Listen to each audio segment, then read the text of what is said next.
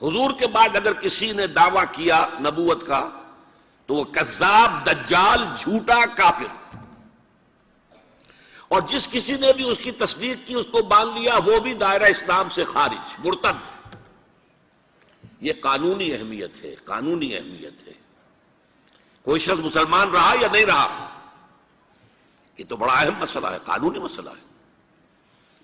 اس کی بیوی کا اس سے نکاح جو ہے وہ ختم ہو گیا اگر اس نے کسی حضور کے بعد کسی نبی کی نبوت کا اقرار کر لیا یا خود اپنے نبی ہونے کا دعویٰ کیا، وہ پھر مرتد ہے، واجب القتل ہے۔ سورہ احزاب کی آیت، ما کان محمد ابا احد من رجالکم ولکن رسول اللہ وخاتم النبیین۔ محمد صلی اللہ علیہ وسلم، اے مسلمانوں، تم میں سے کسی مرد کے باپ نہیں ہیں۔ زید ابن حارثہ کو اگر حضور نے منہ بولا بیٹا بنا لیا تھا تو منہ بولا بیٹا کوئی حقیقت نہیں رکھتا، ورنہ آپ کسی مرد کے والد نہیں ہیں۔ آپ کو اللہ نے بیٹے دیے بھی ابتدا میں، وہ فوراً فوت ہو گئے۔ آپ کے عمر کے آخری دور میں بھی حضرت ابراہیم کی ولادت ہوئی حضرت ماریہ قبطیہ کے بطن سے، وہ بھی فوت ہو گئے بچپن میں۔ تو ما کان محمد ابا احد من رجالکم ولکن رسول اللہ وخاتم النبیین، وہ تو اللہ کے رسول ہیں اور نبیوں کی مہر ہیں، مہر لگ گئی، اب یہاں سے کوئی اور شے نہیں نکل سکتی، یہ بند ہو گیا راستہ، یہاں سے اب کسی اور نبوت کے اجرا کا سوال پیدا نہیں ہوتا۔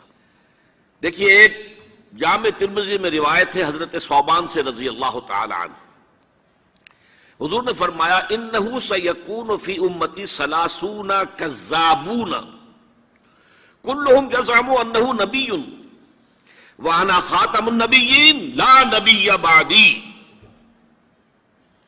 آپ نے فرمایا میری امت میں 30 افراد ایسے اٹھیں گے جو دجال ہوں گے، کذاب ہوں گے، جھوٹے ہوں گے۔ ان میں سے ہر شخص جو ہے یہ گمان کرتا ہوگا اپنے بارے میں کہ وہ نبی ہے، حالانکہ میں خاتم النبیین ہوں، اور خاتم النبیین کے معنی کیا؟ لا نبی بعدی، اب میرے بعد کوئی نبی نہیں ہوگا۔ اس قانونی مفہوم کو بہت ہی عمدگی کے ساتھ یہاں واضح کر دیا گیا کہ اب چاہے دجال اٹھیں گے، حضور کے اپنے زمانے میں اٹھ گئے تھے، پھر اس دور میں تو بڑی تیزی کے ساتھ، بڑی رفتار جو ہے تیز ہو گئی ہے، زمانہ آخری آ رہا ہے، وہ 30 کی تعداد اب جو ہے پوری ہونی ہے۔ بہاءاللہ ایران میں اٹھا، غلام احمد قادیانی ہندوستان میں اٹھا، ابھی آپ کے ہاں ایک یوسف صاحب تھے، ان کو ویسے ہی ایک شخص نے گولی مار دی ہے سائیوال جیل میں، ورنہ وہ بھی کہتے تھے میں محمد ہوں صلی اللہ علیہ وسلم، معاذ اللہ ثم معاذ اللہ ثم معاذ اللہ۔ پچھلے دنوں خبر آئی تھی کہ ملتان میں کسی نے نبوت کا دعویٰ کر دیا ہے، وہ گرفتار کیا گیا، اس پر مقدمہ چل رہا ہے۔ تو یہاں حضور نے فرما دیا کہ 30 ہوں گے ایسے افراد میری امت میں سے کہ جو دعویٰ کریں گے وہ جھوٹے ہوں گے، کذابون، اور جو دعویٰ کریں گے نبوت کا، حالانکہ میں خاتم النبیین ہوں اور میرے بعد کوئی نبی نہیں۔ دوسری حدیث ہے، یہ حضرت ابو ہریرہ سے ہے رضی اللہ تعالیٰ عنہ، اور یہ سنن ابی داؤد میں ہے۔ لا تقوم الساعۃ، حضور نے فرمایا قیامت قائم نہیں ہوگی حتی یخرج 30 دجالون، جب تک کہ 30 دجال ظاہر نہ ہو جائیں، کلہم یزعم انہ رسول اللہ، جن میں سے ہر شخص یہ کہے گا اور سمجھے گا کہ میں اللہ کا رسول ہوں۔ یہ دو حدیثیں ہیں لا نبی بعدی کے مفہوم کے اندر، قانونی مفہوم، جو ختم نبوت کا یہ مفہوم ہے کہ آپ کے بعد کوئی نبی نہیں۔ دوسری حدیث سنیے، اس میں تکمیل نبوت کا تصور آ رہا ہے، بڑی پیاری حدیث ہے، حضرت ابو ہریرہ رضی اللہ تعالیٰ عنہ سے مروی ہے، اور اس حدیث کی سند بہت قوی ہے، متفقون علیہ، بخاری اور مسلم دونوں میں۔ حضور فرماتے مثلی و مثل الانبیاء، میری اور سابقہ انبیاء کی مثال ایسے ہے کہ مثل قصر، ایک ایسا محل کسی ہے، احسن بنیانہ، جس کی تعمیر بہت عمدہ کی گئی، بہت شاندار قصر تعمیر کیا گیا، وَتَكَ مِنْهُ مَوْضَعَ لَبْنَةٍ، لیکن ایک اینٹ کی جگہ چھوڑ دی گئی، ایک جگہ پر رکھنا چھوڑ دیا گیا، وہ کمی ایک تھی کہ جو اس کے اندر باقی تھی۔ فَطَافَ بِهِ النَّظَارُ يَتَعَجَّبُونَ مِنْ حُسْنِ بُنْيَانِهِ، تو اس محل اور قصر کا طواف کرتے تھے لوگ، ارد گرد گھومتے تھے اور بہت تعجب کرتے تھے، کتنی شاندار عمارت ہے، کتنی عظیم عمارت ہے، کیسا عالیشان محل تعمیر کیا گیا ہے۔ الا موضع تلک اللبنہ، سوائے اس ایک اینٹ کی کمی کے جو انہیں عجیب محسوس ہوتی تھی کہ یہ ایک اینٹ کی کمی کیوں رکھ دی گئی۔ اب حضور فرماتے فکنت انا، وہ اینٹ میں ہوں، صدقت موضع اللبنۃ، میں نے اس اینٹ کے رکھنے کو پورا کر دیا ہے۔ ختم بی البنیان، میرے ذریعے سے قصر رسالت کی تکمیل ہو گئی ہے۔ وختم بی الرسل، اور میرے ذریعے سے مجھ پر رسالت کا اختتام ہو گیا۔ اب یہاں محل اور محل میں ایک کمی اور اس کمی کا آپ کے ذریعے سے پورا ہو جانا، یہ ہے تکمیل نبوت و رسالت کا معاملہ۔ بھی اب حضور کے بعد کوئی نبوت کا دعویٰ کرے گا یا کیا ہے، وہ دجال، کذاب، جھوٹا، کافر، مرتد، واجب القتل، یہ اس کا قانونی تقاضا ہے۔ بدقسمتی سے صورت کیا ہوئی، عالم اسلام میں اس سے پہلے جب بھی کسی نے یہ کام کیا، جب تک مسلمانوں کی حکومتیں تھیں، انہیں قتل کر دیا گیا۔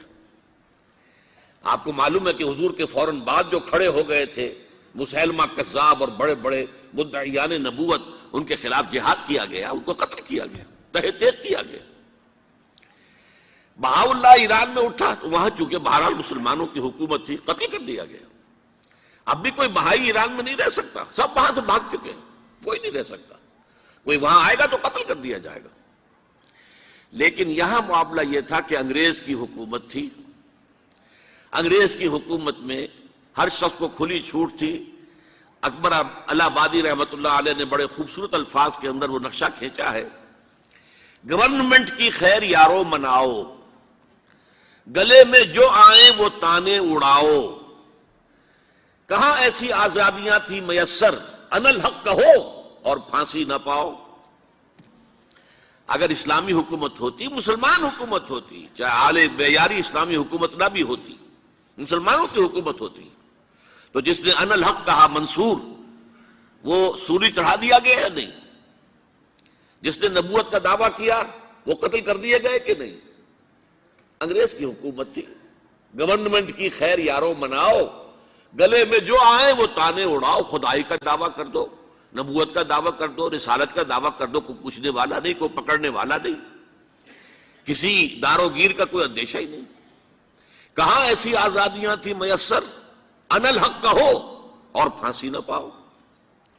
اسی زمانے میں ایک واقعہ یہ ہوا تھا، غلام احمد قادیانی نے ایک دعوتی خط لکھا کابل کے حکمران، اب میں بھول رہا ہوں کہ وہ امیر دوست محمد خان تھے یا امیر عبد الرحمن خان تھے، ان دونوں میں سے کسی کے سامنے وہ خط پہنچا۔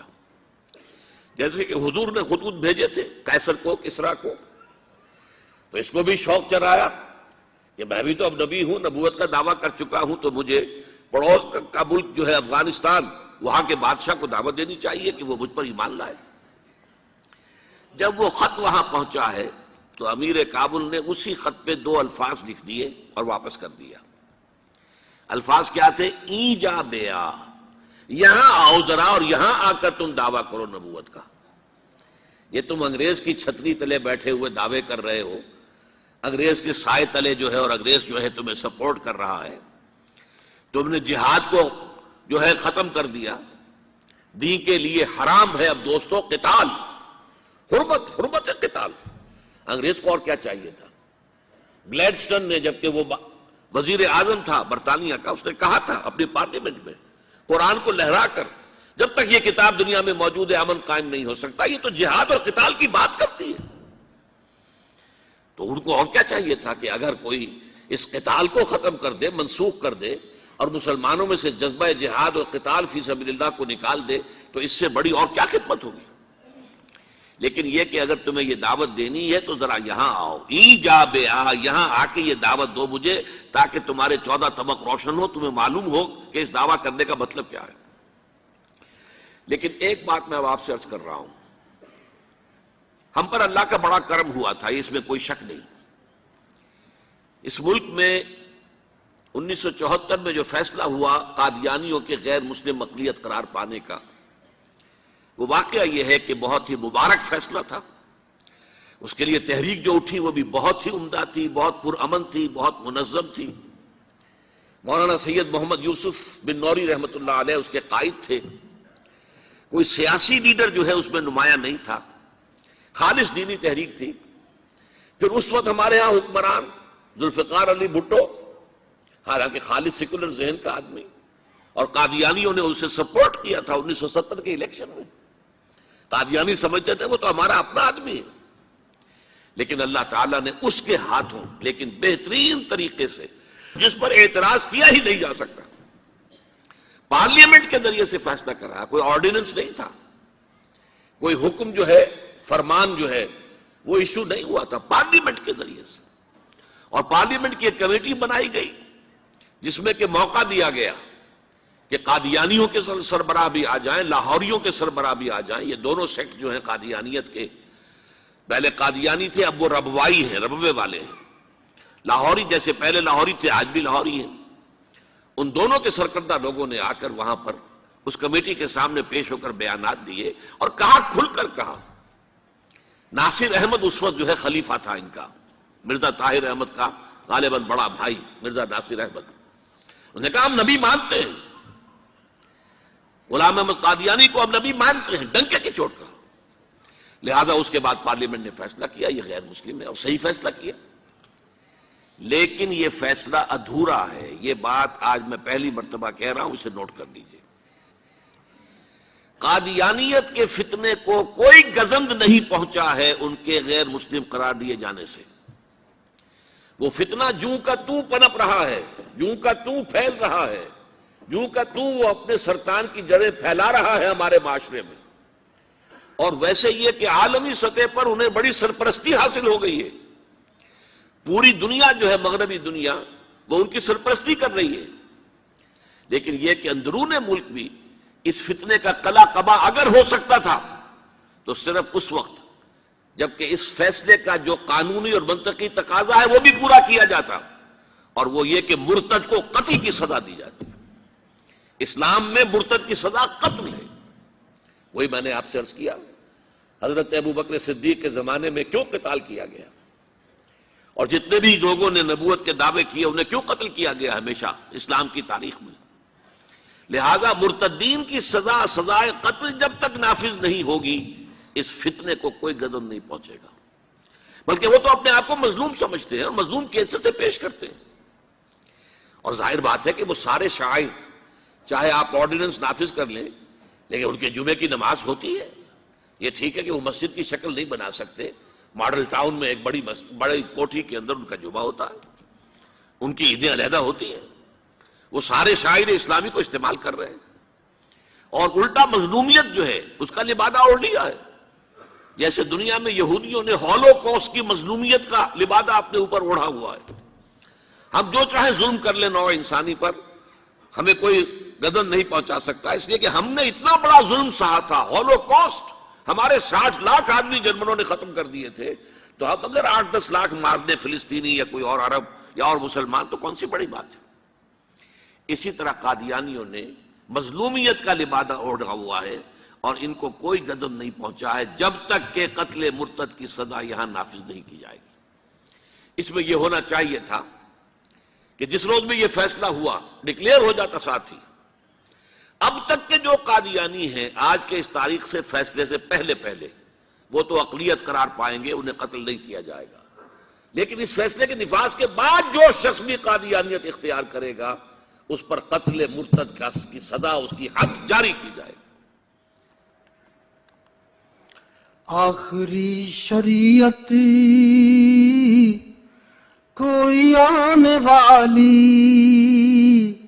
اور نہ لانے والا، آخری شریعت کوئی آنے والی اور نہ لانے والا. خود میرے نبی نے بات یہ بتا دی، لا نبی آبادی. ذلی یا بروزی اب کوئی پیغمبر آئے گا نہ لوگو، ذلی یا بروزی اب کوئی پیغمبر آئے گا نہ لوگو، آپ نے یہ کہہ کر مہر ہی لگا دی، لا نبی آبادی۔